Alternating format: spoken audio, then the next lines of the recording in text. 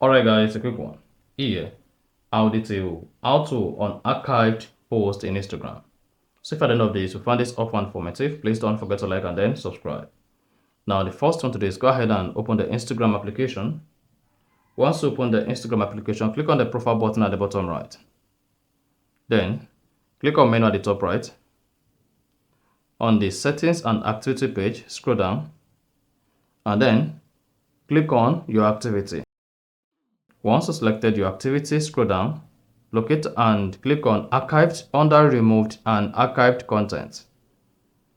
Then here you see all your archived posts and stories on Instagram. To save post, click on story archive, then select post archive.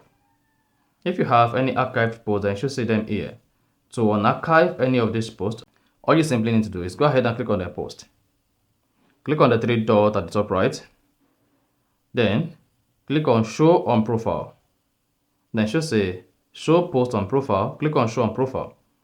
Then go back to your profile after the post has been restored. Refresh the page. Then it should say the archived post taken back to your profile. So you can just go ahead, close Instagram, and then open it again. Come back to your profile page. Then you should have access to the post. And that's it. So if you found this upon informative, please don't forget to like and then subscribe.